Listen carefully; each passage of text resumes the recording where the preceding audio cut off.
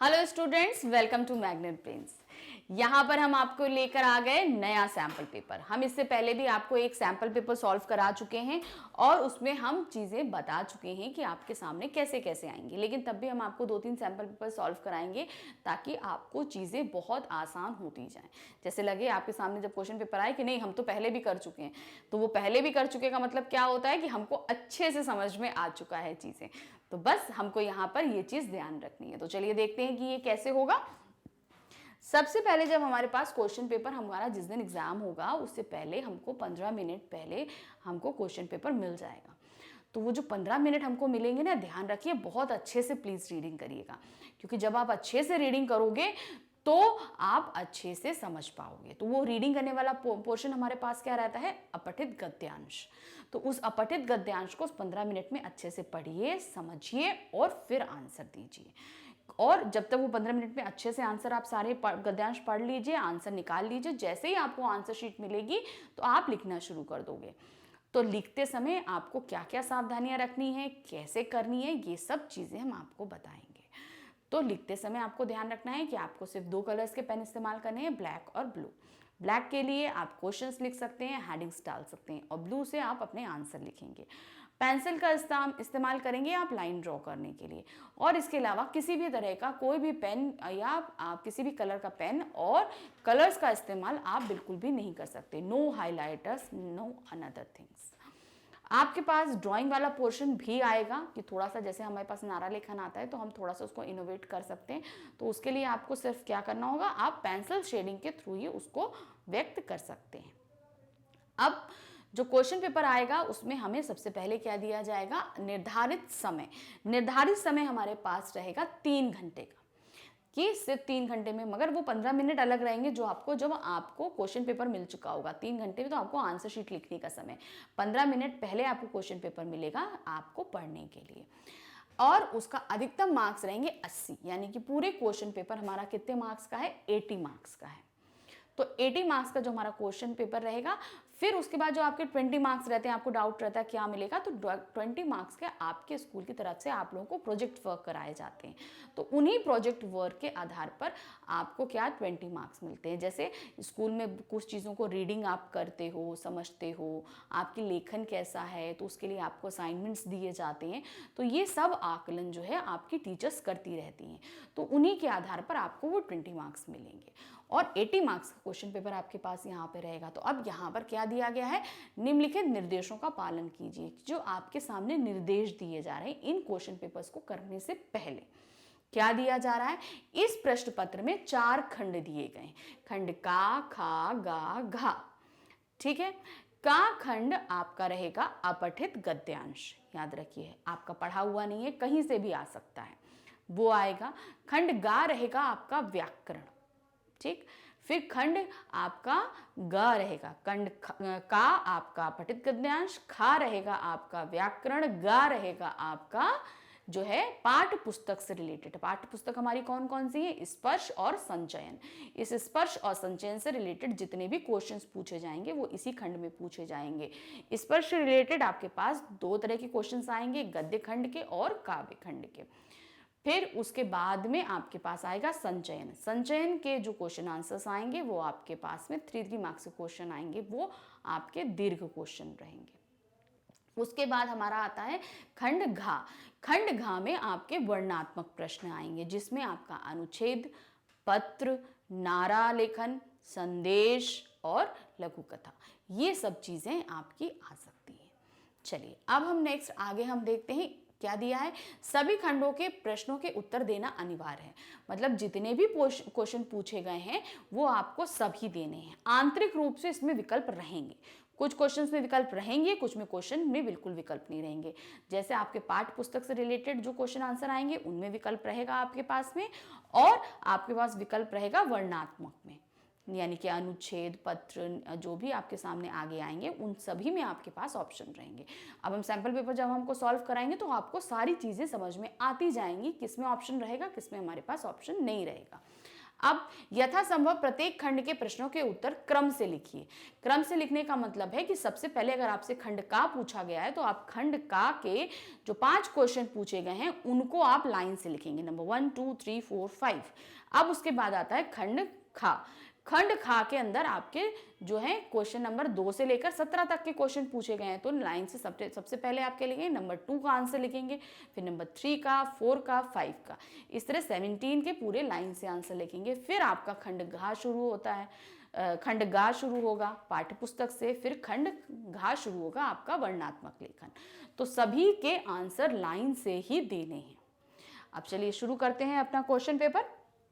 क्या दिया है? खंड का आया हमारा अपठित गद्यांश। हमसे क्या पूछा जा रहा है? निम्नलिखित गद्यांश को ध्यान पूर्वक पढ़कर पूछे गए प्रश्नों के उत्तर दीजिए।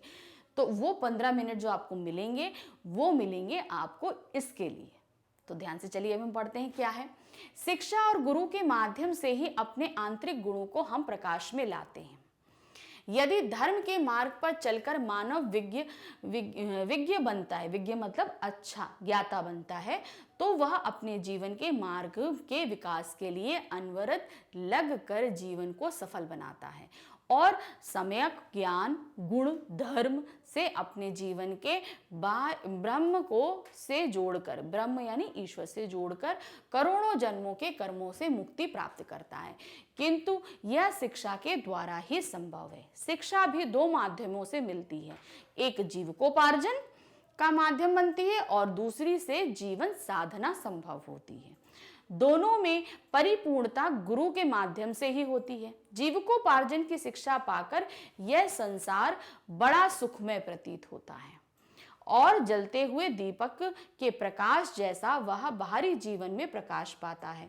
दूसरी शिक्षा पाने के लिए सद्गुरु की तलाश होती है। वह सद्गुरु कहीं से कहीं भी कोई भी हो सकता है। जैसे तुलसीदास की सच्ची गुरु उनकी पत्नी थी, जिनकी प्रेरणा से उनके अंतर मन में प्रकाश भर गया और सारे विकार धुल गए, मन स्वच्छ हो गया। अपने दुर्लभ जीवन को सफल बनाकर हमेशा हमेशा के लिए सुखद जीवन जिए। ऐसे ही ब्रह्म ज्ञान व आत्मनिरूपण की सच्ची शिक्षा के बिना सार्थक जीवन नहीं मिलता। सच्चा ज्ञान मुक्ति का मार्ग है। तो हमने ये पूरा गद्यांश पढ़ा। चलिए अब क्वेश्चन भी देखेंगे, गद्यांश भी देखेंगे, दोनों को हम साथ साथ में देख के इसे सॉल्व करेंगे। तो पहला क्वेश्चन हमसे क्या पूछा? 2 नंबर का है, व्यक्ति करोड़ों जन्मों के कर्मों से कैसे मुक्ति पाता है? अब इसका आंसर कहां पर था हमारा? देखिए क्या दिया है यहाँ पर, यदि धर्म के मार्ग पर मानव विज्ञ बनता है तो जीवन के मार्ग में विकास के लिए अनवरत लगकर जीवन को सफल बनाता है। फिर क्या है? सम्यक ज्ञान गुण धर्म से अपने जीवन को ब्रह्म से जोड़कर करोड़ों जन्मों से मुक्ति प्राप्त करता है। तो अब क्या है, यहां से देखिए सम्यक ज्ञान गुण धर्म। तो यहां पर हम क्या लिखेंगे? क्वेश्चन से हम सबसे पहले लेंगे व्यक्ति करोड़ों जन्मों के कर्मों से मुक्ति पाने के लिए, क्या करोड़ों जन्मों से मुक्ति पाने के लिए सम्यक ज्ञान गुण धर्म से अपने जीवन को ब्रह्म से जोड़ता है। इस तरीके से हम इसका आंसर देंगे। ध्यान रखिएगा कहीं से भी किसी तरह की कोई जो है गलती नहीं हो, जैसा क्वेश्चन पूछा जा रहा है वैसे ही हमें आंसर देना है। अब नेक्स्ट क्वेश्चन क्या आ रहा है, शिक्षा किन किन माध्यमों से मिलती है? शिक्षा के माध्यम क्या बताए थे? 2 बताए थे। शिक्षा 2 माध्यमों से मिलती है, एक जीविकोपार्जन का माध्यम बनती है तो दूसरी जीवन साधना संभव होती है। तो हम क्या बताएंगे यहां पर, आंसर कैसे देंगे कि शिक्षा 2 माध्यमों से मिलती है, पहला जीविकोपार्जन और दूसरा जीवन साधना से। तो इस तरीके से हम इसका सेकंड क्वेश्चन देंगे। फिर तुलसीदास पर उनकी सच्ची गुरु का क्या प्रभाव पड़ा? अब यहां पर इन्होंने पूछा क्या है, यहां पर ये दिया तुलसीदास की सच्ची गुरु पत्नी थी, तो सच्ची गुरु का क्या प्रभाव पड़ा? तुलसीदास पर सच्ची गुरु का यह प्रभाव पड़ा कि उनके अंतर मन प्रकाश से भर गया और सारे विकार धुल गए, मन स्वच्छ हो गया। ठीक है, और अपने दुर्लभ जीवन को सफल बनाकर हमेशा हमेशा के लिए सुखद जीवन जिए। तो इस तरीके से हम ढूंढेंगे। याद रखिए जैसे क्वेश्चन पूछा है उसी तरीके से उसी लय में हमें आंसर देना है। ये नहीं कि इसमें से लाइन उठाई उसमें लिख दी ना, ऐसा नहीं करना है हमको। पहले क्वेश्चंस की साइन लेनी है, उससे आंसर को जोड़ के तब हमें सेंटेंस बनाना है। अब नेक्स्ट क्वेश्चन हमसे क्या पूछा है, जीविकोपार्जन की शिक्षा से मनुष्य को क्या प्राप्त होता है। तो जीविकोपार्जन की शिक्षा से हमें क्या प्राप्त हुआ था, देखिए यहाँ पे जीविकोपार्जन की शिक्षा पाकर यह संसार बड़ा सुखमय प्रतीत होता है और जलते हुए दीपक के प्रकाश जैसा वह बाहरी जीवन में प्रकाश पाता है। तो हमें क्या लिखेंगे, जीविकोपार्जन की शिक्षा से संसार बड़ा सुखमय प्रतीत होता है और जलते हुए दीपक के प्रकाश जैसा वह बाहरी जीवन में प्रकाश पाता है। सिर्फ ऐसे इस तरीके से हम क्वेश्चंस को सॉल्व करेंगे। फिर नेक्स्ट क्या है, हम अपने आंतरिक गुणों को कैसे प्रकाश में लाते हैं। आंतरिक मतलब अंदर के गुण।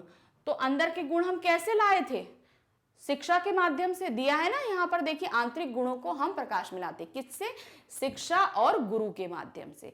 शिक्षा और गुरु के माध्यम से हम आंतरिक गुणों को जो है बाहर लाते हैं। फिर नेक्स्ट हमारा क्या दिया है, तुलसीदास की गुरु कौन थी। तुलसीदास की गुरु उनकी पत्नी थी। तो इस तरीके से ये सारे क्वेश्चंस हमने इसी के हिसाब से सॉल्व किए। ध्यान रखिए, जैसे क्वेश्चन पूछा है उसी क्वेश्चन से जोड़ते हुए आंसर्स को बनाना है। ये नहीं कि पैराग्राफ से लाइन उठाई और हमने लिख दिया, ऐसा बिल्कुल मत करिएगा, क्योंकि इस बात के आपके मार्क्स कट जाते हैं। अब हमारा शुरू होता है क्या, खंड खा। खंड खा हमारा क्या है, व्याकरण। ठीक, व्याकरण शुरू होता है। तो व्याकरण में हमने जो हमारे जो टॉपिक थे, अर्थ के आधार पर वाक्य के भेद, उपसर्ग प्रत्यय, फिर उसके बाद हमारा शब्द पद और हमारे विलोम, पर्यायवाची, श्रुति सम, ये सभी से रिलेटेड व्याकरण के क्वेश्चन पूछे जाएंगे। चलिए देखते हैं कैसे पूछे जाएंगे और हमें आंसर कैसे करना है। तो क्वेश्चन नंबर 2 हमारा क्या दिया हुआ है, डैश का वर्ग उसके गुणों के आधार पर तय किया जाता है। किसका, इनमें से कोई नहीं। तो पहले तो हम पढ़ें तब हम बताएं, इनमें से कोई पद। अब पद कब बनता है, वाक्य में प्रयोग होने के बाद में। लेकिन हम जब तक गुणों को डिसाइड नहीं करेंगे तो उन्हें हम वाक्य में प्रयोग ही नहीं करेंगे। ठीक है, जो हमारे सामने शब्द दिया है, जब हम उसके गुण को समझेंगे। गुण कैसे समझते हैं, हम उसके विकारों से समझते हैं। विकार क्या, संज्ञा, सर्वनाम, क्रिया, विशेषण। कि वो संज्ञा है, कि वो सर्वनाम है, क्रिया है, विशेषण है, तभी तो उसे हम ले जाके वाक्य में रखेंगे और तभी हम उसको पद बनाएंगे। तो यहाँ पर क्या इसका सही आंसर होगा, शब्द। शब्द का वर्ग, यानी कि कोई भी शब्द हमारे सामने है उसे हम वाक्य में प्रयोग करने से पहले उसके गुण को समझेंगे कि वो उसका गुण क्या है। अब हम संज्ञा की जगह हम क्रिया तो नहीं रख सकते ना। जैसे हम बोलेंगे सीता पढ़ती है, तो हम ये नहीं लिखेंगे पढ़ती है, पढ़ती सीता है, तब तो ये वाक्य नहीं बना ना। तो पहला वाला गुण किसका, संज्ञा का स्थान आ रहा है, तो उस जगह हम संज्ञा शब्द ही रखेंगे। तो उसके लिए हमें क्या चुनना पड़ेगा, शब्द। शब्द का वर्ग उसके गुणों के आधार पर तय किया जाता है। अब आता है हमारे पास क्वेश्चन नंबर 3। क्या दिया है, सही या गलत बताओ कि शब्दों का रूप स्वतंत्र होता है जबकि पद स्वतंत्र रचना नहीं है। अब ये सही है या गलत है, तो मेरे हिसाब से तो ये सही है, मगर कैसे सही है हम आपको ये बताते हैं। कैसे सही है, कैसे, शब्दों का रूप स्वतंत्र होता है, ये हम सभी को पता है कि शब्द स्वतंत्र होते हैं। जैसे हमने बोला शब्द क्या है, राम, किताब। ठीक है, ये हमारा 2 शब्द हैं। इसे अभी तक हमने किसी भी जो है वाक्य में प्रयोग नहीं किया है, तो ये क्या है, स्वतंत्र है। अब जबकि पद स्वतंत्र रचना नहीं है। अब अगर हम इसको, राम किताब पढ़ता है, ठीक है, अब उन्हीं शब्दों को हमने क्या बना दिया, हमने पद बना दिया। ये दोनों हमारे क्या बन गए, पद बन गए। पहले ये शब्द थे तो स्वतंत्र थे, लेकिन जब हमने इनको वाक्य में प्रयोग कर दिया तो क्या हो गया, ये पद हो गए। जब पद बन जाते हैं तो वो स्वतंत्र नहीं रहते, हम सभी को पता है। तब वो क्या हो जाते हैं, एक वाक्य में बंध जाते हैं, अर्थात वाक्य के पिंजरे में कैद हो जाते हैं। तो इस तरीके से ये हमारा क्या हो गया, एकदम सही सेंटेंस है ये। जबकि पद स्वतंत्र रचना नहीं है, पद जो है वो स्वतंत्र नहीं होते, वो वाक्य में बंध जाते हैं। नेक्स्ट है क्वेश्चन नंबर हमारा क्वेश्चन नंबर 4 हमारा क्या कह रहा है, निम्नलिखित शब्दों में से उस शब्द को चुनिए जिसमें अनुस्वार का प्रयोग होता है। अब देखिए ये सभी जो शब्द लिखे हुए हैं हमें बताना है कि इसमें होता नहीं। दावत में क्या किसी तरह का अनुस्वार या अनुनासिक प्रयोग होता है? नहीं, तो ये एकदम सही है, इसलिए गलत। अब हम जो इस्तेमाल करते हैं, ये दूसरा क्या है, सांवला। सांवला में हम क्या लगाते हैं, चंद्र बिंदी लगाते हैं, तो इसलिए ये भी गलत है क्योंकि ये अनुस्वार नहीं है, ये तो अनुनासिक है। फिर क्या आता है, संगति। अब संगति में हम क्या करते हैं, बिंदी लगाते हैं, तो ये हमारा क्या है, अनुस्वार, इसलिए ये सही है। अब क्या आता है, सूंघना, इसमें तो हमारा चंद्र बिंदी लगता है, तो ये हमारा गलत हो गया। तो ये हमारा अनुनासिक है, ये अनुनासिक है, और इसमें तो कुछ लगता ही नहीं, ना अनुनासिक लगता है ना अनुस्वार लगता है, और संगति में हम अनुस्वार लगाते हैं, इसलिए इसका सही ऑप्शन क्या है हमारा, संगति। अब हम आते हैं नेक्स्ट क्वेश्चन, हमारा क्वेश्चन नंबर 5। निम्नलिखित में किस शब्दों में अनुनासिक ध्वनि का प्रयोग नहीं किया गया है, यानी किसमें अनुनासिक का प्रयोग नहीं होता है। जैसे पहला है दिसंबर, आंखें, फूकना, झांका। तो अब देखिए ध्यान से कि कुछ में सही लिखा है, कुछ में गलत है। जैसे दिसंबर, दिसंबर एकदम सही है, पा फा बा भा मा, तो वहां पे तो हम अनुस्वार ही लगाते हैं, तो ये हमारा एकदम सही चल रहा है। क्या, निम्नलिखित में किस शब्दों में अनुनासिक ध्वनि का प्रयोग नहीं किया जाता है, तो ये सही है। आंखों में तो अनुस्वार अनुनासिक ही लगता है, तो ये गलत है। फूकने में अनुनासिक ही लगता है, ये भी गलत है। झांका में भी अनुनासिक लगता है, तो गलत है। इन्होंने बोला अनुनासिक का प्रयोग नहीं किया जाता है, तो ये एकदम सही है। तो नंबर 1 यानी कि दिसंबर में तो हम अनुस्वार का प्रयोग करते हैं, वहां अनुनासिक नहीं लगता, वहां सिर्फ बिंदी लगती है, चंद्र बिंदी हमारी नहीं लगती है। नेक्स्ट, निम्नलिखित पद इक प्रत्यय लगाने से बने हैं। कौन सा पद है जो इक प्रत्यय लगाने से बना है? ठीक है, अब हमें ध्यान से देना, प्रत्यय याद है ना, प्रत्यय जो हम पूछते हैं तो वो कैसे रहता है, तो स्वाभाविक। ठीक है, ये भी देखो इक प्रत्यय लगाने से बने हैं, कौन सा पद गलत है। ठीक है, अब ये देखिए इसमें क्या है, स्वभाव, स्वभाव, ठीक है, स्वभाव, सॉरी स्वभाव, ठीक है, स्वभाव आया ये। ठीक है, तो अब क्या आया, यहां पर छोटी ई की मात्रा है, तो हम यहां क्या लगाएंगे, छोटी ई, और ये आ गया का। ठीक, तो इसमें तो लगा हुआ है, यानी इसमें इक प्रत्यय है, तो ये एकदम सही है, तो ये हमारा इस आंसर का आंसर नहीं है। फिर वैज्ञानिक, तो अब वैज्ञानिक का क्या होता है, विज्ञान प्लस इक होता है, तो इसका क्या है, विज्ञान प्लस इक, तो इसमें भी इक लगाओ, छोटी ई और का, तो ये भी नहीं होगा। राजनीतिक, तो क्या होगा, राजनीति प्लस इक, राज प्लस नीतिक। फिर उसके बाद है भौतिकी, देखो ध्यान देना, भौतिक प्लस इक है ये, इसका आंसर क्या है, भौतिक, भौतिक ये, और फिर बाद में क्या है, बड़ी ई लगी है, तो ये सिर्फ इक है, तो हमारा सही आंसर क्या है, ये है भौतिकी। तो इस तरीके से हम इनको निकालना है, कौन सा पद गलत है हमको ये बताना है, जिसमें इक प्रत्यय नहीं लगना चाहिए, तो ये हमारा एकदम सही है, नंबर 4 वाला। अब हम आते हैं क्वेश्चन नंबर 7। क्वेश्चन नंबर 7 हमारा क्या बोल रहा है, हिंदी में कितने प्रकार के प्रत्यय होते हैं? तो हिंदी में 2 प्रकार के प्रत्यय होते हैं, तो ये पहला क्या है, हिंदी में एक इक प्रत्यय होता है, इक प्रत्यय, और दूसरा होता है कृत प्रत्यय। ठीक है, 2 तरह के प्रत्यय होते हैं हिंदी में, इक प्रत्यय और कृत प्रत्यय। अब क्वेश्चन नंबर 8, निम्नलिखित में से किस शब्द में उपसर्ग प्रयोग किया गया है? ठीक है, उपसर्ग प्रयोग किया गया है, ध्यान रखिएगा। पहला क्या है?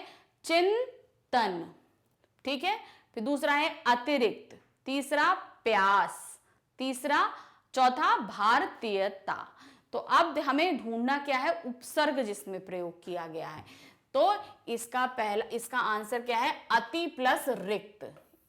सही आंसर है इसका अति प्लस रिक्त, ठीक है, ये आएगा। अब इसमें क्या है? ये देखिए प्यास, यहां पर क्या है? पी प्लस आस है, पी प्लस आस, ठीक है। तो ये जो पी है ये तो हमारा मूल शब्द है। फिर भारतीयता, तो भारत प्लस क्या है? भारतीय प्लस यत, भारतीय प्लस ता, ठीक है, भारतीय प्लस ता है। अब ये तो हमारा गलत है क्योंकि इन दोनों में ही उपसर्ग प्रत्यय लग रहा है। उपसर्ग किसमें? इसमें। अब चिंतन, ठीक है, अब यहां पर क्या है? चिंता प्लस ना, तो ये होगा चिंता, चिंता प्लस अन, ये, तो यहां पर भी प्रत्यय लग गया। तो सही हमारा क्या है? नंबर 2 वाला हमारा अति प्लस रिक्त, क्योंकि इसी में सिर्फ उपसर्ग का इस्तेमाल किया गया है। अब हम आ रहे हैं क्वेश्चन नंबर 9। क्वेश्चन नंबर 9 हमारा क्या है? निर्जन शब्द में कौन सा उपसर्ग प्रयोग हुआ है? निर्जन, तो अब हमें निकालना है। अब हम यहां पर लिखते हैं सबसे पहले निर्जन, ठीक है, निर्जन, ठीक है, हमने निर्जन लगा। अब हम निर्जन में से हम कैसे अलग करेंगे? सबसे पहले हमें ढूंढना है कि इसमें मूल शब्द क्या है। मूल शब्द है हमारा जन, ठीक है, हमने जन निकाल लिया। अब हमें ढूंढना क्या है? इसका उपसर्ग।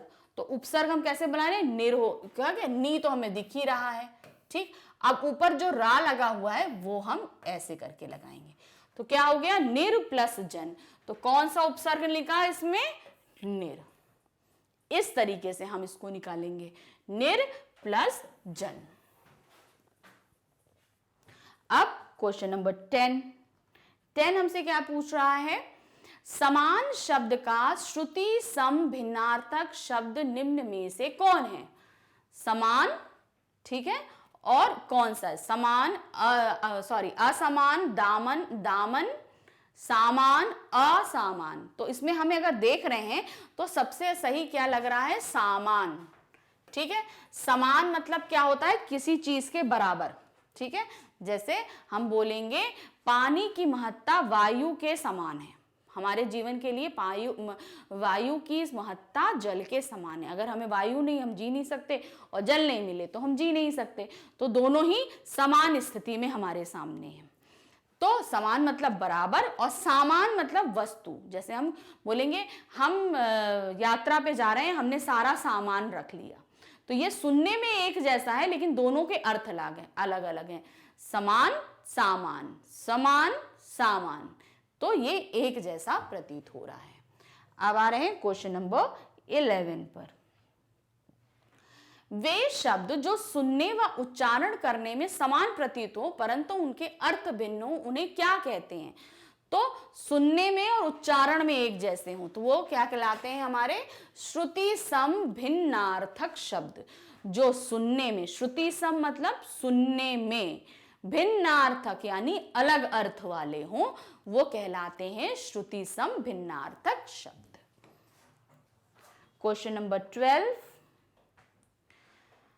गंगा शब्द का पर्यायवाची बताइए। गंगा शब्द का पर्यायवाची हमारा है सुरसरी। सुरसरी यानी सुर मतलब कौन होते हैं? देवताओं। सरी मतलब उनका अमृत, यानी देवताओं द्वारा दिया गया अमृत। पताका जो है वो झंडे का पर्यायवाची है। लालसा इच्छा का पर्यायवाची है। अंतराल जो है वो भेद का, ठीक है, भिन्न का और अभिन्नता का पर्यायवाची है। क्वेश्चन नंबर 13 क्या दिया है? उत्तम शब्द का पर्यायवाची बताइए। कामना, कामना इच्छा का है। अंबुज, अंबुज किसका है? कमल का है। प्रधान, उत्तम का क्या है? प्रधान, उत्तम का पर्यायवाची प्रधान है। और सुत किसका है? बेटा, बेटा यानी पुत्र का पर्यायवाची सुत है। तो इसका उत्तम का पर्यायवाची क्या है? प्रधान। क्वेश्चन नंबर 14, उत्थान का विलोम क्या है? उत्थान पतन, उत्थान मतलब किसी चीज की बढ़ोतरी, पतन मतलब किसी चीज का हार जाना। तो उत्थान का पर्यायवाची है हमारा पतन। अब आ रहा है क्वेश्चन नंबर 15। 15 का क्या है? खरा शब्द का विलोम, खरा खोटा, खरा मतलब अच्छा, खोटा मतलब बेकार। खरा शब्द का पर्यायवाची होता है खोटा। Question number 16। अब क्वेश्चन नंबर 16 क्या आया? आज्ञावाचक वाक्य किसे कहते हैं? आज्ञावाचक वाक्य, अब ऑप्शन हमारे सामने आता है, जिससे किसी आज्ञा का बोध हो, जिस वाक्य में आश्चर्य का बोध हो, मिश्रित वाक्य या संयुक्त वाक्य। तो हम आपको बता दें, मिश्रित वाक्य और संयुक्त वाक्य में दो दो वाक्यों का इस्तेमाल किया जाता है, तो ये दोनों ही नहीं है हमारे, ठीक, तो ये गलत हो गए। अब जिस वाक्य में आश्चर्य का होता है, जहां पर हमें आश्चर्य प्रकट करना हो, वहां पर क्या होता है? विस्मय, हम आश्चर्यचकित हो गए, विस्मयवादी हो गए, तो वहां पर क्या होता है? विस्मयादि बोधक रहता है। फिर जिससे किसी आज्ञा का बोध हो, आज्ञावाचक वाक्य कौन सा होता है? जहां पर कोई आज्ञा दी जा रही हो, जैसे हम बोले सभी बच्चे चुप होकर बैठिए, या हम बोले तुम सब ऊपर चले जाओ, तो यहां हम आज्ञा दे रहे हैं कि तुम वहां ऐसा कर लो। तो इस तरीके से क्या होता है? जहां पर आज्ञा दी जाती है वहां आज्ञावाचक वाक्य होता है। नेक्स्ट, अर्थ के आधार पर वाक्य के कितने भेद होते हैं? अर्थ के आधार पर वाक्य के 8 भेद होते हैं, ये हमने आपको बताया था, फिर भी हम आपको बता रहे हैं, इसका सही आंसर ये है। पहला हमारा कौन सा रहता है? विधानवाचक, विधानवाचक, ठीक। दूसरा हमारा क्या रहता है? निषेधवाचक,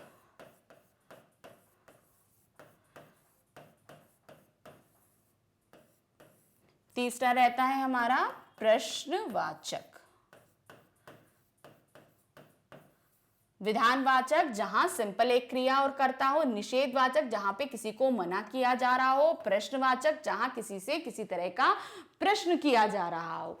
फिर क्या आता है? आज्ञावाचक, जहां किसी से कोई आज्ञा मांगी जा रही हो या आज्ञा दी जा रही हो। नंबर 5, इच्छावाचक, जहां पर हम किसी को आशीर्वाद दें, किसी के लिए शुभकामनाएं दें, वहां सभी इच्छावाचक वाक्य हमारे आते हैं। फिर क्वेश्चन नंबर 6 हमारा क्या आता है? संदेहवाचक, जहां हमें डाउट हो कि ये चीज हो सकती है या नहीं हो सकती है, जो कुछ भी है वो हमारा आता है संदेहवाचक वाक्य में। फिर नंबर 7 रहता है हमारा संकेतवाचक वाक्य। संकेतवाचक वाक्य जो है उसमें दो क्रियाएं, दो कर्ता होते हैं, अर्थात दो वाक्य होते हैं और एक वाक्य की क्रिया दूसरे वाक्य पर डिपेंडेंट रहती है। नंबर 8 हमारा होता है विस्मयवाचक वाक्य, यानी जहां पर आश्चर्य, हर्ष सभी कुछ हो, जहां पर विस्मय का चिन्ह लग जाता हो, वो हमारा विस्मयवाचक वाक्य रहता है। तो यहां पर हमने आपको पूरे 8 आपको बता दिए कि कौन कौन से रहते हैं। तो इस तरीके से हमने यहां पर अपना व्याकरण का पूरा पोर्शन खत्म किया और खत्म। अब हम देखेंगे अपना खंड गा। तो ये हमारा नेक्स्ट खंड हमसे क्या बोल रहा है? खंड है हमारा गा। अब खंड गा में हमारे पास क्या आएगा? पाठ्य पुस्तक से रिलेटेड, जो हमारे पास 2 बुक्स दी हैं ना हमारी, स्पर्श और संचयन। तो स्पर्श में हमारा क्या 2 खंडों में विभाजित था, एक काव्य खंड और एक गद्य खंड। तो इसमें हमने आपको सारे चैप्टर पूरी डिटेलिंग से समझाए हैं। तो अब उन्हीं पे आधारित ये क्वेश्चंस पूछे जाएंगे और हम इनका जवाब देंगे। जैसे अब क्वेश्चन नंबर 18 हमारे पास क्या आया? निम्नलिखित प्रश्नों के उत्तर दीजिए। अब हमारे पास हमको जो उत्तर देने हैं ये कितने आए? 6 अंक के आए। और क्वेश्चन कितने हैं? 3 अंक के। तो ये सभी हमारे पास 2-2 अंक के क्वेश्चन आ रहे हैं। अब 2 अंक के क्वेश्चन किस तरीके से जो है डिवाइड होंगे नंबर वाइज, तो आपको देखना 2 अंक का तो हमारा डिवाइड हो गया, हमको ये पता चल गया, लेकिन हमें लिखना इसमें कितना है। तो याद रखिए जैसे 2 अंक का हमारे पास में कोई क्वेश्चन आता है तो वो हमें कितना लिखना है, 25 to 30 वर्ड्स, यानी कि आपको ये 2 लाइन्स या 2.5 लाइन से ज़्यादा नहीं जाना, क्योंकि 2.5 लाइन से हम जैसे आगे बढ़ेंगे तो वो 30 वर्ड से अवेब हो जाएगा, तो वो हमें करना ही नहीं। कोशिश करिए कि 2 लाइन्स में खत्म हो जाए, अगर 2 लाइन्स में नहीं भी खत्म होता है तो हाफ लाइन और ले लीजिए, इससे ज़्यादा आपको नहीं बढ़ना है। अब उसी तरीके से आपके पास में अभी 3 मार्क्स के भी क्वेश्चंस आएंगे, तो 3 मार्क्स के क्वेश्चन के लिए आपको 5 to 6 लाइन्स का हमें ज़रूरत पड़ेगी, यानी कि अब उसमें आपको 5 to 6 लाइन्स जो है कवर अप करनी है। तो ये चीज़ें आपको ध्यान रखनी पड़ेंगी, इनकी वर्ड लिमिट्स कितनी रहती है। 3 मार्क्स का क्वेश्चन जो रहता है वो 50 to 60 वर्ड्स का हो जाता है, तो इसी हिसाब से लिखना है। तो चलिए देखते हैं क्या बोल रहा है हमसे क्वेश्चन। क्वेश्चन नंबर 18 में उसने हमसे पूछा है निम्नलिखित प्रश्नों के उत्तर दीजिए। 6 मार्क्स के हैं, 2 मार्क्स ईच है, हम आपको बता चुके हैं। अब क्या है, पहला क्वेश्चन, अपने बेटे का इलाज ओझा से कराना बुढ़िया को किस तरह भारी पड़ा। तो क्या था, दुख का अधिकार पाठ है ये। तो उसमें क्या हुआ था, वो जो खरबूजा बेचने वाली बुढ़िया थी उसके बेटे को सांप ने काट लिया। अब सांप ने काट लिया तो अब क्या था, उसको ओझा से उसको इलाज कराना था, अब उसके सांप को उतारना था। तो वो लोग इतने अवेयर नहीं थे कि डॉक्टर के पास ले जाते, तो उसने क्या किया, ओझा के पास ले गए। अब ओझा के पास ले गए, ओझा क्या करेगा, झाड़ फूक करने से कहीं जहर उतरता है, तो वही, तो इसको ये भारी पड़ा कि उससे उसका बेटा जो है नहीं बच पाया, उसकी मृत्यु हो गई। तो यहाँ पर आप ऐसे लिखेंगे कि अपने बेटे का इलाज ओझा से कराना बुढ़िया को इस प्रकार भारी पड़ा कि उसका जो पुत्र था वो हमेशा के लिए वो खो बैठी, अर्थात उसकी मृत्यु हो गई, उसका ठीक से इलाज नहीं हो पाया और वह मृत्यु को प्राप्त हो गया। बस इस तरीके से इसको मेंशन करेंगे। नेक्स्ट, लेखक अतिथि को कैसी विदाई देना चाहता था। अब ये जो अतिथि तुम कब जाओगे, एक चैप्टर था हमारा, उसमें हमने पढ़ा था। तो उसमें क्या था, अतिथि बहुत दिन के लिए घर आ जाते हैं और जो लेखक होते हैं वो बहुत ज़्यादा परेशान हो जाते हैं, वो जाने का ही नाम नहीं ले रहे। लेकिन अब क्या है, वो इरिटेट होने लगे थे, लेकिन लेखक क्या चाहते थे कि वो 2-3 दिन के अंदर चले जाएं और उन्हें अच्छी सी विदाई दें। तो वही चीज़ आपको यहाँ पर मेंशन करनी है कि लेखक चाहते थे कि अतिथि को एक अच्छी विदाई, सम्मानपूर्वक विदाई के साथ विदा किया जाए, परंतु लेखक जो अतिथि थे वो जाने का नाम ही नहीं ले रहे थे, वो बहुत दिन टिके हुए थे। इस प्रकार अतिथि के सपने जो हैं वो टूटते चले जा रहे थे। नेक्स्ट क्वेश्चन, लेखक की दृष्टि में धर्म की भावना कैसी होनी चाहिए। तो ये धर्म की आड़ जो चैप्टर लिखाया था हमने वो उसी पर आधारित है। क्या पूछा इन्होंने, लेखक की दृष्टि में धर्म की भावना कैसी होनी चाहिए। धर्म की भावना ऐसी होनी चाहिए जो सभी को समानता दे, ठीक है, सभी को समानता दे, किसी भी धर्म की हम बेइज्जती नहीं करें। पहली बात तो ये, हमें बेइज्जती नहीं करनी किसी भी धर्म की, और जितने भी धर्म हैं उनका हम सम्मान करें। अब मान लीजिए ऐसा होता है कि कोई एक धर्म दूसरे धर्म की उपेक्षा करता है तो वो चीज़ गलत हो जाती है। तो यहाँ पर आपको 2.5 लाइन का एक आंसर बनाना है और उसी के हिसाब से इसको लिखना है। अब यहाँ पर हमने आपको ये क्लियर किया। अब आता है हमारा क्वेश्चन नंबर 19। क्वेश्चन नंबर 19 हमारा क्या है, दुख का अधिकार पाठ के आधार पर जिंदा आदमी नंगा रह गया परंतु मुर्दे को नंगा कैसे विदा किया जाए, आशय स्पष्ट कीजिए। तो यहाँ पर क्या था, दुख का अधिकार जो हमारा पाठ था उसमें जब वो उसका बेटा मर जाता है तो अब उसका जो है सारे अंतिम क्रिया करनी है, अंतिम संस्कार उसको करना है। तो उन्होंने ये वक्तव्य इसलिए बोला लेखक ने क्योंकि मुर्दा जो हो जाता है, यानी कि जो व्यक्ति मर जाता है उसके ऊपर कफन और भी बहुत से खर्चे, जलाने का सब कुछ करना पड़ता है। आपके पास पहनने के लिए कपड़ा हो चाहे ना हो, चाहे आपको वो बेच कर ही मुर्दे के लिए कफन खरीदना पड़े तो वो आपको खरीदना पड़ता है। तो ये पूरा आपको लिखना है। तो ये हमारा जो क्वेश्चन आ रहा है ये हमारा 3 मार्क्स का क्वेश्चन रहेगा, याद रखिएगा। ये डिटेल में आपका क्वेश्चन पूछा गया है तो इसको उसी हिसाब से हमको एक्सप्लेन करना है। नेक्स्ट, अब इसी में आपके पास ऑप्शन है, दोनों में से कोई भी एक लिख दीजिए। फिर क्या है, हिमपात किस तरह होता है और उससे क्या क्या परिवर्तन आते हैं। तो ये जो बचेंद्री पाल का हमने मेरी एवरेस्ट मेरी शिखर यात्रा जो हमने आपको पढ़ाया था पाठ, ये उस पाठ के आधार पर आंसर देना है कि जब बहुत ज़्यादा ठंडा मौसम हो जाता है तो हिमपात होना शुरू हो जाता है। तो ये उसी के आधार पर हमें आंसर देना है और आप उसी को इस तरीके से मेंशन करते हुए चले जाएंगे। अब नेक्स्ट क्वेश्चन पे हम आते हैं। क्वेश्चन नंबर 20, निम्नलिखित प्रश्नों के उत्तर दीजिए। अब ये उत्तर हमें फिर 6 अंक के देने हैं, यानी कि फिर हमारे पास जो ये क्वेश्चन आ रहे हैं ये 2 मार्क्स के क्वेश्चंस आपको दिए हुए हैं, यानी कि ये आपको 2 नंबर के क्वेश्चन करने हैं और कोई ऑप्शन नहीं है, सभी आपको करने हैं। क्या दिया है, रैदास ने अपने स्वामी को किन किन नामों से पुकारा था। तो वो जो उन्होंने पहले वाले पैरा में जो पूरा बताया था, एक एक वक्त जो भी नाम थे उनके, वो सभी नेम आपको यहाँ मेंशन करने होंगे, ध्यान रखिए। तो उनको आप मेंशन करेंगे कि रैदास ने अपने स्वामी को निम्न निम्न नामों से पुकारा था। फिर भाव स्पष्ट कीजिए। पानी गए न उबरे मोती मानस चून। तो अब यहाँ पर इससे क्या मतलब था, यहाँ पर रहीम जी ने हमको क्या बताया था, रहीमन पानी राखिए बिन पानी सब सून, पानी गए न उबरे मोती मानस चून। तो अब हमें सिर्फ इसी लाइन का भाव स्पष्ट नहीं करना होगा, हमें इसके अलावा भी हम हमेशा बताया भाव स्पष्ट करते समय उससे पहले जो घटित हो रहा होता है हमें वो भी एक्सप्लेन करना पड़ता है।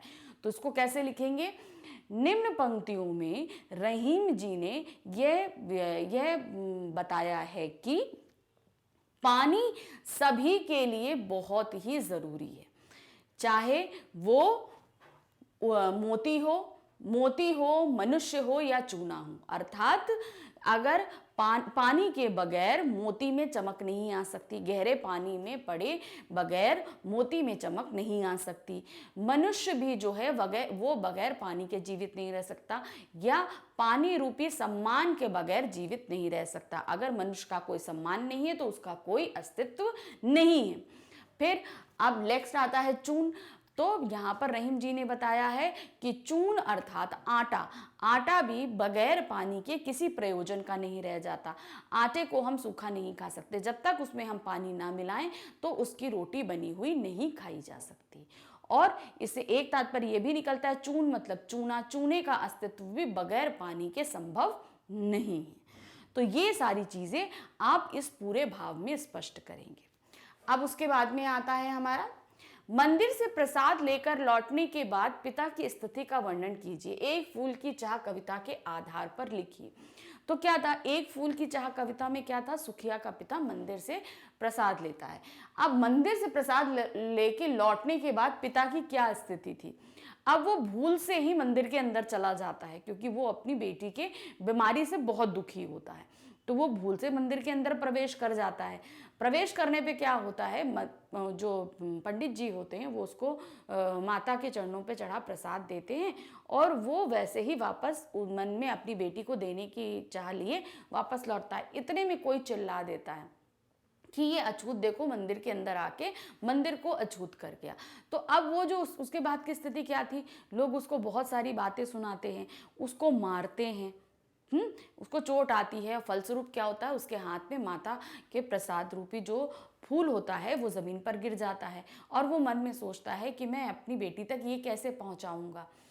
फिर वहाँ से सभी लोग उसको पकड़कर कहाँ ले जाते हैं, जो है न्यायालय ले जाते हैं। न्यायालय में ले जाने के बाद में उसको 7 दिन का कारावास दिया जाता है। तो ये पूरी स्थिति आपको सिलसिलेवार वहाँ पर व्यक्त करनी है। इससे जो भी हम आपको क्वेश्चंस बता रहे हैं यहाँ पर, ये सभी क्वेश्चंस हम आपको पहले करा चुके हैं। आप हमारे पहले वीडियोस में इन सभी को देख सकते हैं, डिटेलिंग में पढ़ सकते हैं, समझ सकते हैं और अपने अनुसार बनाकर लिख सकते हैं। इसलिए बिल्कुल भी नहीं डरिएगा कि हम एक बार मैम बोल दी कि हम कैसे समझेंगे, बिल्कुल डरने की ज़रूरत नहीं है। इस चैप्टर से रिलेटेड सारे वीडियोस हमारी वेबसाइट पे अवेलेबल हैं, आप उनमें देखिएगा, आपको इजीली सारे क्वेश्चन और आंसर मिल जाएंगे। अब हमारा आता है क्वेश्चन नंबर 21। तो 21 में हमारे पास क्या है, विपत्ति में हमारा सहायक कौन बनता है, रहीम के दोहों के आधार पर लिखिए। तो क्या था वहाँ पर, विपत्ति में हमारा जो क्या कहते हैं सहारा है वो जो है संपत्ति बनती है, हमारी जो निजी संपत्ति होती है वो हमारी बनती है।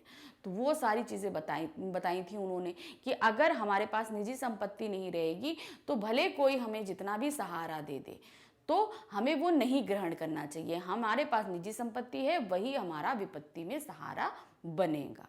तो ये पूरा आप वो वाला पूरा दोहा यहाँ पर एक्सप्लेन करेंगे, याद रखिए पूरा उसका जितना अर्थ उनको लाइन बाई हमने कराया था वो सारा ही आपको यहाँ पर एक्सप्लेन करना होगा। अब नेक्स्ट आते हैं, निम्नलिखित पंक्तियों का काव्य सौंदर्य बताइए। तो अब देखिए काव्य सौंदर्य बताने से पहले ये क्या बोल रहा है हमको ये समझना होगा। क्या था, ऊंचे शैल शिखर के ऊपर मंदिर था विस्तरणी विशाल, स्वर्ण कलश सरिस विसंगति थे पाकर समुदित रवि कर जाल। तो यहाँ पर हम क्या देंगे आपको, ये पाठ है आपका एक फूल की चाह में था ना।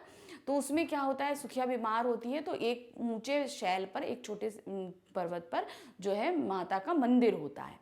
तो ये उसी का वर्णन किया है। फिर से आपको मैं बता रही हूँ, ऊंचे शैल शिखर के ऊपर मंदिर था विस्तृण विशाल, यानी कि एक ऊंचा शैल यानी कि एक छोटा सा पर्वत था ऊंचा, उसके ऊपर एक मंदिर था और उस मंदिर के ऊपर जो है विशाल विस्तरण था। वो मंदिर पूरी रूप से बड़ा ही सुंदर बना हुआ था। स्वर्ण कलश सरिस विसंगी थे पाकर समुदित रविकर जाल, और वहां उसके आंगन में खिले हुए कमल के फूल, कमल के फूलों पर जब सूर्य की किरणें पड़ रही थी, कमल के फूल पर जब सूर्य की किरणें पड़ रही थी तो वह सोने के कलश के समान लग रहे थे। ये था ना रविकर जाल, तो यानी कि रवि के जो हाथ हो, यानी कि रवि के हाथ पड़ने का मतलब क्या, कर मतलब हाथ, रवि मतलब सूरज, रवि के हाथ पड़ रहे थे अर्थात उनका जो प्रकाश पड़ रहा था उससे जो है वो सभी सोने के कलश के समान प्रतीत हो रहे थे। अब यहाँ पर हमें, अब ये तो हमने आपको अर्थ बता दिया, तो आप भाव यहाँ पर पहले तो आप ये स्पष्ट करोगे कि निम्न पंक्तियों में कवि ने जो है मंदिर का बहुत ही सुंदर चित्रण प्रस्तुत किया है। इसमें जो भाषा है वो सरल भाषा है, ठीक है, सरल भाषा है जिसके से हमें इसको समझने में बहुत आसानी हो रही है। अब इसमें अलंकार क्या है, देखिए इसमें आपका दिया हुआ है रूपक अलंकार, यहाँ पर दिया है सरिस मतलब समान, तो यहाँ पर हमारा क्या दिया था, हमने आपको बताया था अलंकार सा सी से सम सरिस, जहाँ पर आते हैं वहाँ पर उपमा अलंकार होता है, तो यहाँ पर उपमा अलंकार है। तो इस तरीके से आप यहाँ कोई भी पैरा देंगे तो हमेशा याद रखिए कि अगर काव्य सौंदर्य दिया है तो उसमें अलंकारों को खोजने की कोशिश कीजिए। तो इसमें यहाँ पर रूपक अलंकार है, यहाँ पर आपका क्या दिया हुआ है, आपका यहाँ पर उपमा अलंकार दिया है। तो इस तरीके से आपको, जैसे यहाँ पर वी और वी में आपका यहाँ दो वी दिया है, तो ये क्या हो गया, अनुप्रास अलंकार हो गया। अलंकार ढूंढना बहुत आसान है, हमने आपको अलंकारों को पहचानने और करने के बहुत ही अच्छे ट्रिक्स बताए हैं, बस आप उनको ध्यान से देखिए, आप बहुत आसानी से अलंकार कर पाएंगे। तो वही तरीके से हम आपको समझ रहे हैं, तो ये इन अलंकारों का इस्तेमाल किया है, तो इस तरीके से हमारा ये काव्य सौंदर्य भी हो जाएगा। नेक्स्ट आता है, निम्नलिखित प्रश्नों में से किन्हीं दो के उत्तर दीजिए। अब क्या आया आपके पास, 3 क्वेश्चन दिए हैं, 2 करने, यानी 3 मार्क्स ईच क्वेश्चन रहेगा। कोई भी जो क्वेश्चन करेंगे यानी 3 में से आपको 2 करने हैं और 3 नंबर का 1 क्वेश्चन रहेगा। क्या दिया अब इन्होंने कि लेखिका का ध्यान आकर्षित करने के लिए गिल्लू क्या करता था। तो आपको बताना होगा, लेखिका अपने काम में व्यस्त रहती थी और गिल्लू चाहता था कि लेखिका जो है उनके साथ खेलें, तो उनका ध्यान आकर्षित करने के लिए वो उनके पैरों तक आता था और झट से जो है वो पर्दे पर चढ़ जाता था। ये प्रक्रिया वो बार बार दोहराता था जब तक लेखिका उठकर उसको पकड़ने नहीं लगती थी। तो ये सारे कार्य करता था गिल्लू उनको आकर्षित करने के लिए। फिर नेक्स्ट आता है, हामिद खां लेखक के मुल्क जाकर अपनी आंखों से क्या देखना चाहता था। तो हामिद खां ने क्या बताया था, हामिद खां चैप्टर में था ना ये, कि हमारे जो लेखक हैं वो पाकिस्तान में जाते हैं घूमने के लिए, तो वहाँ पर क्या होता है, ये हामिद खां के जो है होटल में खाना खाते हैं और जो है हामिद खान उनसे पैसे नहीं लेता। क्यों, क्योंकि उन्होंने बताया था लेखक ने कि हमारे यहाँ भी जो है बहुत सारे अच्छे अच्छे होटल हैं, जहाँ पर किसी भी तरह के धर्म की मान्यता नहीं है, किसी भी धर्म के लोग जाकर वहाँ पर खाना खा सकते हैं। तो जब ये सारी बात हामिद खां को लेखक ने बताई तो हामिद खां बहुत ज़्यादा इम्प्रेस हुए और उन्होंने क्या किया, उन्होंने भी चाहा कि मैं भी कभी आपके देश आकर इस परंपरा और इस पद्धति को देखना चाहूँगा। तो क्या देखना चाहते थे भारत आकर देखना चाहते थे किस तरह एक मुसलमानी होटल में सभी धर्मों के लोग आकर आसानी से खाना खा सकते हैं बगैर किसी हिचक के। क्योंकि जब लेखक पहुंचे थे तो हामिद खान ने उनसे पूछा था कि ये एक मुसलमानी होटल है, आप हिंदू होते हुए क्या यहाँ पर खाना खाना पसंद करेंगे, आपको कोई परेशानी तो नहीं है? तो लेखक ने क्या बोला था कि नहीं, हमें कोई परेशानी नहीं, हमारे देश में तो हमें अगर अच्छी बिरयानी या पुलाव खाना हो तो हम मुसलमानी होटल में ही जाते हैं। तो ये सारी चीज़ों को आप यहाँ पर डिटेलिंग याद रखिएगा। 3 नंबर का क्वेश्चन है, इसे आपको पूरी डिटेलिंग के साथ लिखना है, कहीं पर भी आप बिल्कुल कंजूसी नहीं करिएगा। 5 to 6 लाइन हर हाल में इसके एक्सप्लेनेशन में लीजिएगा। फिर जज को पटेल की सजा के लिए 8 पंक्तियों का फैसला लिखने में 1.5 घंटा क्यों लगा? दिए जल उठे पाठ के आधार पर लिखिए। तो क्या था दिए जल उठे पाठ में कि पटेल जो है, पटेल जी 7 मार्च को रास आए, ठीक है, रास आए, जहाँ से उनको किसी भी तरह का भाषण नहीं देना था, लेकिन जनता के बहुत ज़्यादा जो है आग्रह करने पर वो भाषण देने के लिए तैयार हो जाते हैं। पर जैसे ही भाषण दे रहे होते हैं तुरंत निषेधाज्ञा कानून के उल्लंघन के कारण उन्हें गिरफ्तार कर लिया जाता है। अब उन्हें न्यायालय पहुंचाया जाता है, जज के सामने पेश किया जाता है और वो जज के सामने तुरंत अपना जुर्म कबूल कर लेते हैं। अब जज इस दुविधा में कि इन्होंने कोई जुर्म तो किया नहीं कि मैं इनके लिए कोई सजा लिखूं, और दूसरी बात इन्होंने अपना जुर्म खुद अपने आप कबूल कर लिया। तो इस दुविधा के कारण जज को 8 पंक्तियों का फैसला सुनाने में 1.5 घंटे से ज्यादा का समय लगा, क्योंकि लेखक को जज को समझ ही में नहीं आ रहा था कि उनको लिखना क्या है फैसले में, वो किस आधार पे इनके जुर्म को साबित करें और इनको सजा दें। तो ये जज को समझ में नहीं आ रहा था। तो ये हमने आपको तीनों क्वेश्चन समझाए, लेकिन आपको करने कितने हैं? सिर्फ 2 क्वेश्चन करने हैं। लेकिन आप बिल्कुल भी नहीं, पढ़ते समय बिल्कुल कंजूसी नहीं करिएगा, सारे चैप्टर के क्वेश्चन आंसर्स अच्छे से समझिएगा, क्योंकि चैप्टर हम आपको अच्छे से समझा चुके हैं, क्वेश्चन आंसर समझा चुके हैं। बस आपको ध्यान से पढ़ना, एक बार और रिवाइज करना है, फिर आप क्वेश्चन पेपर लेकर बैठेंगे कोई भी, आप फटाफट चुटकियों में उसको सॉल्व कर लेंगे। अब हमारे पास में नेक्स्ट क्वेश्चन आता है, क्वेश्चन नंबर 23। 23 में क्या है? कमर तोड़ महंगाई विषय पर लगभग 80 से 100 शब्दों में अनुच्छेद लिखिए। फिर आपके पास ऑप्शन आया है, परीक्षा के कठिन दिन विषय पर लगभग 80 से 100 शब्दों में अनुच्छेद लिखिए। तो 80 से 100 शब्दों का मतलब आप समझ लीजिए कि आपकी एग्जाम कॉपी का 1.5 पेज आप ले लोगे, ठीक है, 1 पेज और उसका हाफ पेज और ले लोगे। तो इसको अब कैसे हम लिखेंगे? देखिए अब ध्यान से, सबसे पहले जब हमारे पास किसी तरह का अनुच्छेद है क्या? निबंध का ही जो संक्षिप्त रूप है उसे हम अनुच्छेद कहते हैं। हमारे पास जब पहले निबंध लिखने के लिए आता था तो क्या होता था, 200 से 250 शब्दों का आता था, तब उसे हम 2-2.5 पेजेस में लिखते थे। लेकिन अब क्या हुआ है कि अब इसको अनुच्छेद में कन्वर्ट किया गया है। तो अनुच्छेद में कन्वर्ट करने के कारण इसकी वर्ड लिमिट कम करी गई है। अब वर्ड लिमिट जब कम होती है तो हमें कम शब्दों में ज्यादा चीजें एक्सप्लेन करनी पड़ती हैं, बहुत इधर उधर की चीजें नहीं लिखनी होती, पहली चीज तो ये। तो अब इन्होंने क्या बोला, कमर तोड़ महंगाई के विषय में। तो अब आप इससे रिलेटेड कोई, जैसे आप यही लेने जा रहे हो तो क्या करोगे, सबसे पहले 1-2 चीजें आप दिमाग में बैठा लो कि आप इनमें कौन कौन से हेडिंग्स ऐड कर सकते हो। अनुच्छेद में हेडिंग नहीं लिखते, बिल्कुल ध्यान रखना, हेडिंग नहीं लिखनी। अब जैसे हम निबंध लिखते थे तो हेडिंग डालते थे, लेकिन इसमें हमें हेडिंग नहीं लिखनी। तो इसको अब जैसे महंगाई है तो महंगाई क्या है, पहला पैरा हम क्या लिखेंगे, महंगाई क्या है। महंगाई से होने वाली तकलीफ हम दूसरा पैरा लिखेंगे, इसका निवारण तीसरा। बस 3 पैरे लेंगे, लेकिन अब हमने 3 हेडिंग्स तो निकाल ली। अब 3 हेडिंग के अंदर आप जो कुछ भी सोच रहे हो वो लिखोगे, मगर अच्छे वर्ड्स में लिखना। और इन 3 पैरा में देंगे, हेडिंग्स नहीं डालेंगे। पहले पैरा में महंगाई क्या है, इससे होने वाले नुकसान, क्या परेशानियां होती हैं। तीसरा पैरा इससे निवारण, मतलब इससे बचने के क्या तरीके हैं। तो बस ये 3 पैरा लेंगे, नो हेडिंग, सिर्फ पैराग्राफ में ये चीज एक्सप्लेन करेंगे। अब नेक्स्ट हम आते हैं परीक्षा के कठिन दिन। परीक्षा के जो कठिन दिन होते हैं उस पे लिखना है। अब इसमें हमें क्या होगा, अब छात्र सबसे पहले कठिन दिन क्यों है, परीक्षा के कठिन दिन क्यों है, पहला पैरा तो आप इसमें दे दो, ठीक, क्यों है कठिन दिन। दूसरा पैरा, कठिनाइयों को दूर करने के उपाय, ठीक है। अब जब उपाय दूर हो जाएंगे तो क्या होगा, बहुत ही आराम, वो परीक्षा फल। अब जब कठिन दिन अच्छे से हो गए तो उसका परीक्षा फल क्या आएगा, बस आपने 3 हेडिंग अपने दिमाग में बैठा ली, उन्हीं 3 हेडिंग्स के हिसाब से आप 3 पैरा में मेंशन कर दो। बस ये कोशिश नहीं करना कि आप उसमें 4-5 चीजें ऐड करो, बिल्कुल नहीं, पॉइंट टू पॉइंट काम करना है आपको।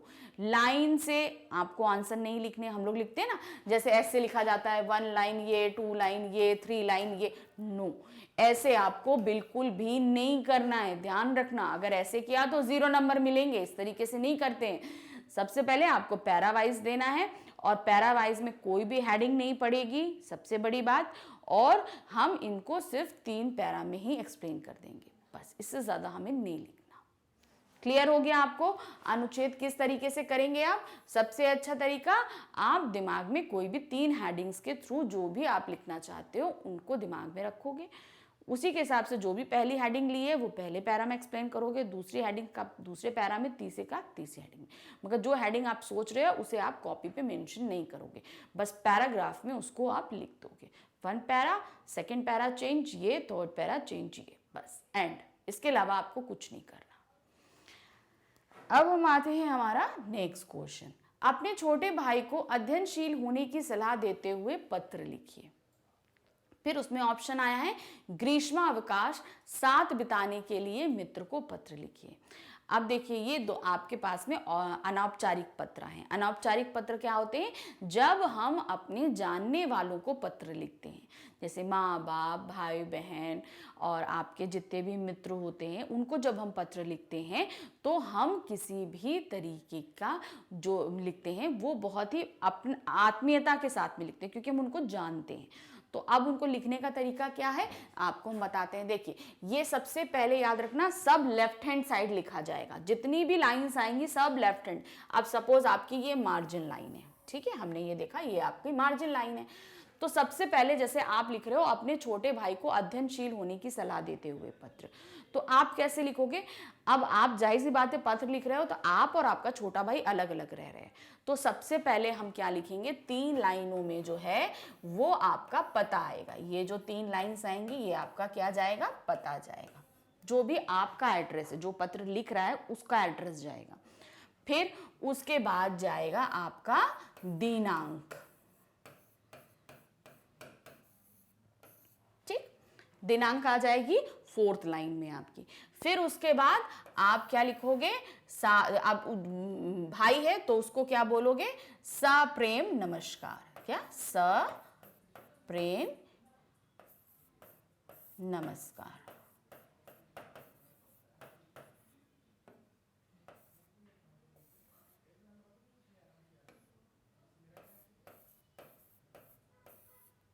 ठीक, ये लिखेंगे।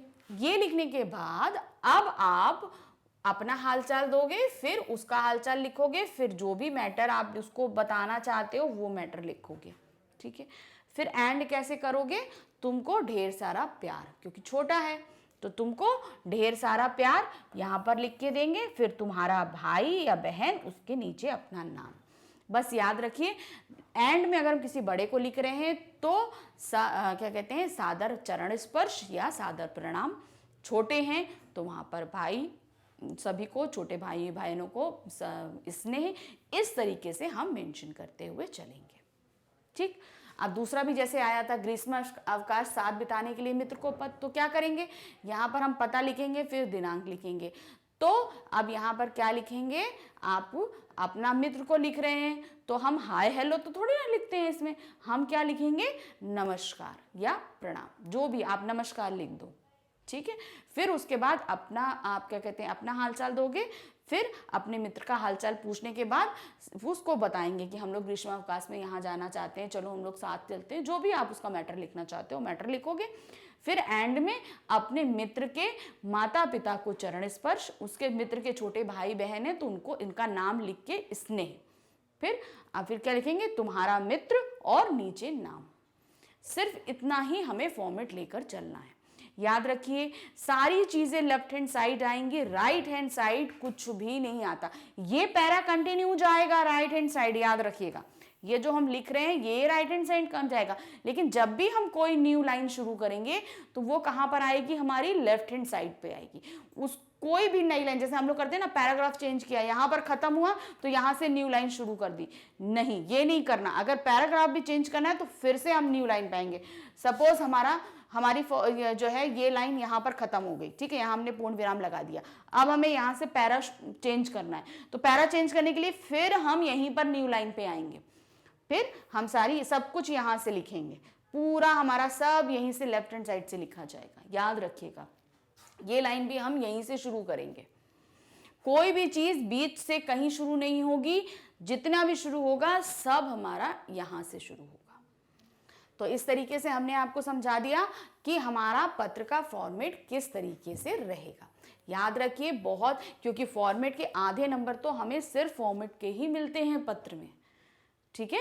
सपोज अगर 5 नंबर का पत्र आया है तो 2 नंबर फॉर्मेट के हैं आपके, 1 नंबर आपका जो भी ग्रामेटिकल मिस्टेक करेंगे उसके लिए है, फिर आपके मैटर के लिए 2 मार्क्स रहते हैं।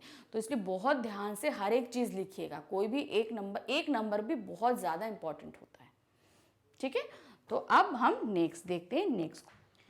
नेक्स्ट क्वेश्चन हमसे क्या बोल रहा है, आपके दादाजी घर पर नहीं हैं और उनके मित्र का फोन आता है, उन्हें 30-40 शब्दों में संदेश लिखिए। और उसी में आपके ऑप्शन क्या दिया हुआ है, दिवाली पर मित्र को शुभकामना देते हुए संदेश लिखिए। तो संदेश से रिलेटेड हम अपना वीडियो पहले भी आपको दिखा चुके हैं, आप उनको देखिए और समझिए कि किस तरीके से लिखना है, लेकिन तब भी उसका एक प्रारूप हम आपको बता रहे हैं कि कैसे करना है। देखिए कोई भी संदेश लिखना होता है तो हमेशा उसके लिए हम एक ब्लॉक लेते हैं, ठीक है, याद रखिए ऐसे हम एक ब्लॉक ले लेंगे। अब हम क्वेश्चन, क्योंकि हम किसी को संदेश दे रहे हैं तो ऑब्वियस सी बात है किसी चिट में लिख कर देंगे, ठीक है, जो भी संदेश होगा लिख के देंगे। तो चिट के लिए हम क्या करेंगे, एक पेपर फाड़ेंगे। तो अब यहाँ पे हम ये थोड़ी ना है कि एक पेज फाड़ के हम यहाँ पे उसमें लिख के और कॉपी पे चिपका दें, तो अब उसके लिए हमें क्या करना पड़ेगा, इस तरीके का हम एक बॉक्स बनाएंगे। बॉक्स में क्या लिखेंगे, जो भी संदेश आपको देना है उसे लिखना शुरू कर। यहाँ पे आप जैसे ऊपर लिखेंगे संदेश, ठीक है, दादाजी के लिए संदेश आपने यहाँ पे लिख दिया, दादाजी के लिए, ठीक है, आपने यहाँ पे लिखा। फिर उसके बाद में जो भी डेट है, समय है, हम यहाँ डाल देंगे, जो संदेश है हम यहाँ पर मेंशन कर देंगे, ठीक है। फिर उनके मित्र ने संदेश दिया है तो आप यहाँ पर लिख दोगे, आप उनके मित्र का नाम यहाँ पर लिख दोगे। बस ये याद रखिए कि ये बहुत ज़रूरी है कि इसे हमें एक बॉक्स में बनाना है, स्क्वायर नहीं लीजिएगा, रेक्टेंगल लीजिएगा, ये आपको बहुत ज़रूरी है करना। तो इस तरीके से हम संदेश लिखेंगे, जो भी संदेश आएगा हमें इसी फॉर्मेट में ये लिखना होगा, ठीक, क्लियर। अब दीपावली का भी शुभकामना अगर आप मित्र को देना चाहते हैं तो सेम ऊपर क्या लिखेंगे, जहां दादाजी का लिखा था वहां क्या लिखेंगे, आप लिखेंगे शुभकामना संदेश। फिर दीपावली की शुभकामनाएं, आप चाहो तो इसमें कुछ अच्छी सी लाइंस भी लिख सकते हो, बढ़िया सी लाइन, जैसे जन्मदिन में हम लिखते हैं ना, तुम जियो हजारों साल, साल के दिन हो 50,000, तो उसी तरीके से इसमें हम कुछ मेंशन कर सकते हैं, कोई भी मतलब लाइंस दीपावली के लिए जो लिखे हम लिख सकते हैं। फिर तारीख डाल देंगे, तारीख डालने के बाद जो भी आप संदेश में लिखना चाहते हो वो 1-1.5 लाइन में आप वो लिखोगे, फिर नीचे आप अपना नाम लिख देंगे। सिंपल, हमें कुछ नहीं करना। हाँ, दीपावली का है तो आप उसमें ऐसे करके एक करके ऐसे जो है वो दिया भी बना सकते हैं, ठीक है, ऐसे करके आप ऐसे एक दिया, फिर यहाँ पे आपने लिख दिया शुभकामना, ठीक है, आपने यहाँ पे शुभकामना लिखा, शुभकामना संदेश, फिर आपने ऐसे ही करके एक जो है दिया यहाँ पे बना दिया। सिंपल आपका बन गया। फिर आप यहाँ से लिखना शुरू करेंगे। आप अपना पूरा, आपने क्या कहते हैं दिनांक डाली, दिनांक के बाद आप पूरा पैरा आप यहाँ पे जो भी 1-2 लाइन में लिखेंगे, नीचे अपना नाम लिख देंगे। सिंपल, और कुछ नहीं करना है आपको।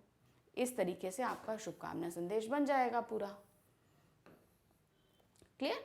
चलिए देखते हैं अब नेक्स्ट क्वेश्चन हमारा क्या आ रहा है। नेक्स्ट क्वेश्चन है, सिनेमा देखकर निकलते हुए पति पत्नी का संवाद लगभग 50 शब्दों में लिखिए।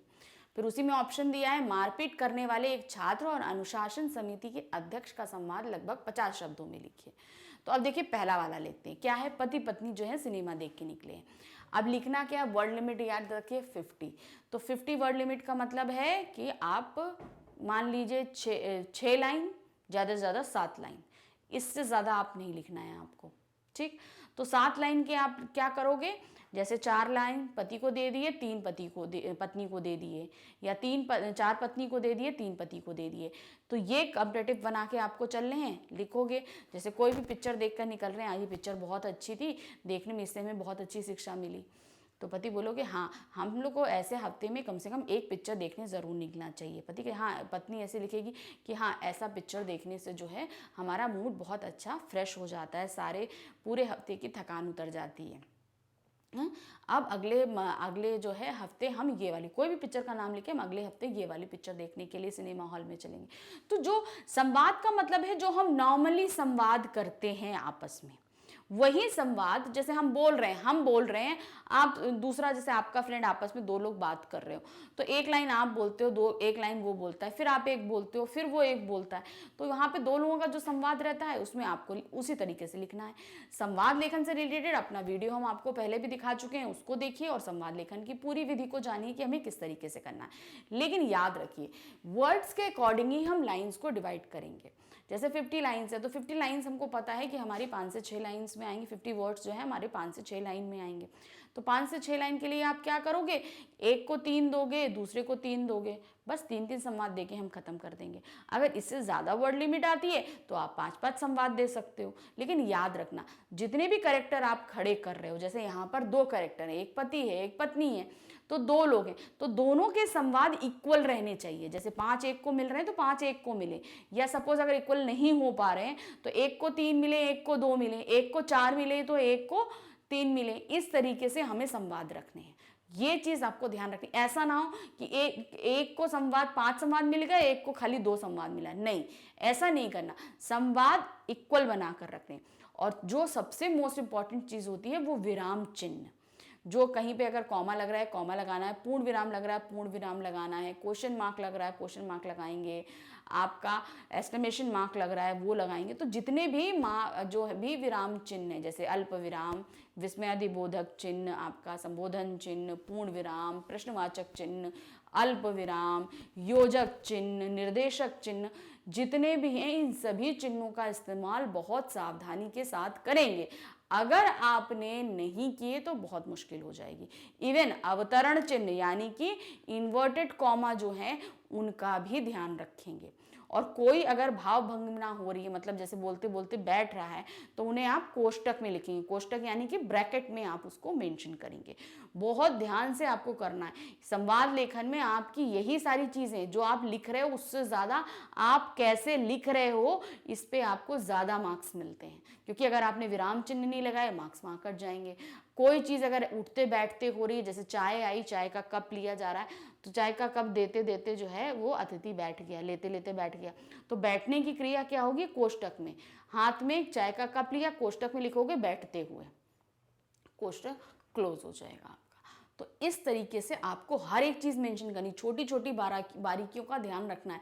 क्योंकि व्याकरण में आप ये ध्यान रखिए, ये छोटी छोटी जो है जितनी भी चीज़ें होती हैं ये बहुत ज़रूरी है। लिटरेचर में तो हम देखते हैं क्या भाव निकल रहा है, क्वेश्चन के हिसाब से आंसर है या नहीं है, लेकिन व्याकरण में आपको इसी चीज़ के मार्क्स मिलते हैं कि आपने ये सब चीज़ों का ध्यान दिया है। जैसे व्याकरणिक जो चीज़ें जितनी होती हैं वो सारी चीज़ें, जैसे कि आपका जितने भी विराम चिन्ह हैं, जितनी भी आपने उनका पैरा चेंज करने का तरीका है, पत्र लिखने का फॉर्मेट है, अनुच्छेद लिखने का फॉर्मेट है, इन सब चीज़ों को आपने फॉलो किया है या नहीं किया है, इसी तरीके से आपको करना है। तो ये आप इस तरीके से करेंगे। ठीक है। अब जैसे मारपीट करने वाले छात्र और अनुशासन समिति के अध्यक्ष, तो क्या होगा, मारपीट करने वाले छात्र जब सामने खड़ा होगा और अनुशासन समिति का अध्यक्ष होगा तो क्या होगा, अध्यक्ष जी आएंगे और छात्र का कोई नाम रख दो। ठीक है, दोनों का लिख के करो। अब जाहिर सी बात है वो जो अध्यक्ष होगा वो उस मारपीट करने वाले छात्र को डांटेगा कि तुमने क्यों मारपीट करी, वो जो भी रीजन देगा उसके बीच में, दोनों के बीच जो भी संवाद होगा वो आपको यहाँ पर मेंशन करना है। अब हमारा लास्ट क्वेश्चन आता है। लास्ट क्वेश्चन क्या है, हिंदी दिवस पर 20 से 30 शब्दों का एक नारा लिखिए, या कोरोना योद्धाओं के विषय में 20 से 30 शब्दों का एक नारा लिखिए। तो हिंदी दिवस के बारे में हम सभी को पता है 14 सितंबर को हिंदी दिवस होता है।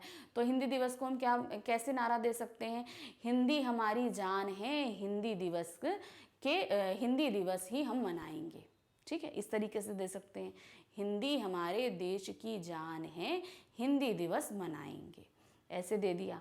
कोरोना योद्धाओं के विषय में अगर देंगे तो कैसे लिखेंगे, कोविड को हराया है, इन योद्धाओं ने हमें विजयी बनाया है। सिंपल, ठीक है, कोरोना से हमें हराया है, इन कोरोना योद्धाओं ने हमें विजयी बनाया है। सिंपल, इन ऐसे नाराएं हमें बनाने हैं। नारा लिखते समय जो भी आपको दिक्कत होती है, कुछ होता है, इससे रिलेटेड हमने वीडियो आपको पहले बताया हुआ है, किन किन चीज़ों का ध्यान रखना है, कैसे कैसे करना है। फेमस नारे के बारे में भी आपको बताया है, बस आप वो वीडियो देखिए और इजी वे में ये लिखिए। याद रखिए वर्ड लिमिट 20 to 30 का मतलब है कि एक लाइन का नारा होना चाहिए, इससे ज़्यादा का लाना नहीं जाएगा। तो वो आप पूरा मेंशन करेंगे, चाहे तो उसमें कोई पिक्चर बना सकते हैं, लेकिन वही एक चीज़ आपको ध्यान रखनी, किसी भी कलर्स का आप इस्तेमाल नहीं करोगे, पेंसिल से शेडिंग देके ही आप पिक्चर बनाओगे। अगर आपके पास एंड में वक्त बचता है तो ये काम तब करना, अगर आखिर में आपके पास वक्त बच रहा है। अगर वक्त नहीं बच रहा है तो ये रिस्क बिल्कुल मत लीजिएगा। तो यहाँ पर हमने आपको अपना पूरा टेस्ट पेपर अच्छे से समझाया। ध्यान से पढ़िएगा, समझिएगा, लिखिएगा। आई होप आप लोग बहुत अच्छे से पेपर देंगे।